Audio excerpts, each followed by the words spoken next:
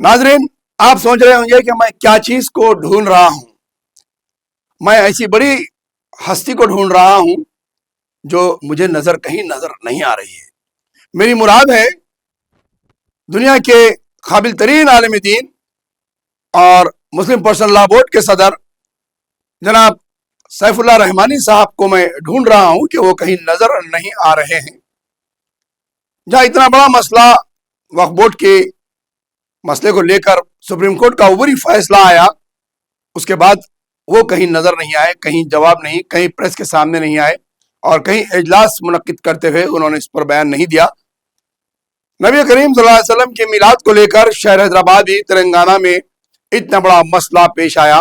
तारीख को बदलने के लिए, जुलूस को बदलने के लिए, जश्न को बदलने के लिए हुकूमत की जानिब से दबाव डाला गया, तो वहीं पर पुलिस के इमा पर तारीखें बदल गई और उलमा मशाइकीन के दरमियान में और आवाम के दरमियान में मुबाहिसे शुरू हो गए और आज भी इतने मसले और मुबाहिस रोज एक दूसरे के ऊपर इल्जामात और सफाई पेश की जा रही है। ऐसे हालात में जिन्हें सबसे काबिल तरीन, दुनिया का बेहतरीन आलिम दीन करार दिया गया है, और ऐसी सूरत में उनकी क्या जिम्मेदारी आयद होती है, क्या वो आकर इस मसले पर बयान नहीं दे सकते? तो आखिर मैं तलाश वही कर रहा हूं कि आखिर मुझे नजर नहीं आ रहे हैं। ना जलसे रहमतुल आलमीन शहर में दो बड़े जलसे हुए, वो वहां पर नजर नहीं आए, और मुस्लिम पर्सनल लॉ बोर्ड के ताल्लुक से अबूरी फैसला आया, उस पर वो सामने नहीं आए। आखिरकार क्या बात है? मुस्लिम पर्सनल लॉ बोर्ड के सदर जनाब सैफुल्लाह रहमानी साहब खामोश हैं। आखिर क्या ऐसी पर्दापोशी है, ऐसा क्या राज है जो मुस्लिम पर्सनल लॉ बोर्ड के सदर खामोशी इख्तियार किए हुए हैं? और जब एहतजाजी जलसों का ऐलान किया गया है, तो क्या अब वो जलसों में नजर आएंगे?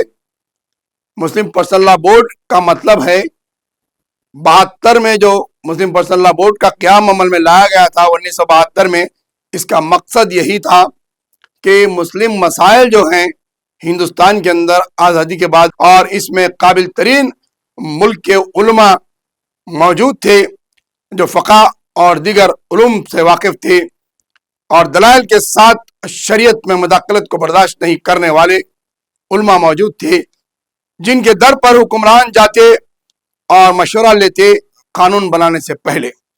लेकिन आज के उलमा और आज के वक्फ बोर्ड के मेंबरान हुकूमत के पास जाते हैं और हुकूमत की तजावीज़ को कबूल कर लेके आते हैं। आखिरकार सुप्रीम कोर्ट का उबरी फैसला आया, तो इस पर फिर सदर मुस्लिम पर्सनल लॉ बोर्ड, जिनका ताल्लुक बिहार से है, पैदाइश बिहार से है और सुकूनत तेलंगाना में है, तो क्या वो बिहार के और तेलंगाना के सियासी मसाइल में उलझे हुए हैं, या फिर वो खामोशी इख्तियार क्यों करे हुए हैं? अवाम उन्हें ढूंढ रही है कि कहाँ है मौलाना सैफुल्लाह रहमानी साहब, जो अवाम की रहनुमाई करने के लिए सामने आना चाहिए। क्या वो सिर्फ सियासी हलकों में या फिर सियासी लीडरों के दरमियान में या फिर चीफ मिनिस्टरों के मकान पर जाकर बातचीत करने के लिए ही नजर आते हैं, या फिर ऐसे अवामी मसाइल और जहाँ नबी करीम सल्लल्लाहु अलैहि वसल्लम के मिलाद को लेकर इतना बड़ा मसला शहर मुल्क में पैदा हो गया, इस पर आपका कोई जवाब नहीं है।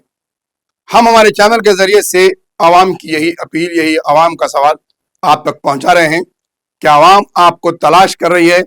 मौलाना इज़्ज़त माब सदर मोहतरम आली जनाब सैफुल्लाह रहमानी साहब, सदर मुस्लिम पर्सनल लॉ बोर्ड, आपके दीदार के लिए आवाम बेचैन है।